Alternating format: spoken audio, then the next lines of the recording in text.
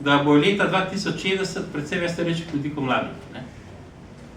Kar samo po sebi ni nobena katastrofa, ker ljudje se zaradi boljšega življenjskega sloga, manjših obremenitev, če pozabimo na stresa, v bistvu tudi boljšega zdravstvenega varstva se nam pričakovana življenjska doba podaljšuje. To se pravi, nikoli ne smemo iz teh številk delati tragiko, ker ni tragika, zahteva pa določene ukrepe. Ne?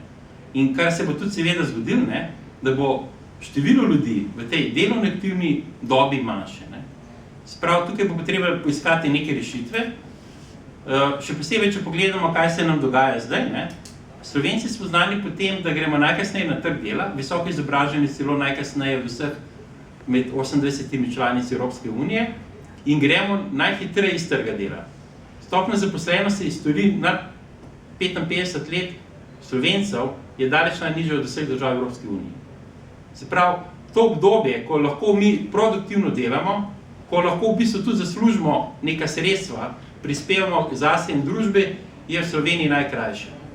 In kar pomeni, da bo treba nekaj narediti na začetku, to se pravi, mladi, mi premalo izkoriščamo kapacitete mladih, ker mladi do 30 leta so polni idej, imajo, bi rekel, župniki še čisto dušo, se jim da, bi rekel, so zelo, bi rekel, iniciativni, in nekaj na konci, to se pravi, bo treba podaljševati, ker življenjska doba se nas završuje proti 85, medtem ko so nam, bi rekel, vzorci upokojitve ostali taki, ki so bili 20 let nazaj. Ne? Vse to bo seveda zahtevalo določene ukrepe. Tudi če pogledamo, kako je z stopnjo zaposlenosti mladih,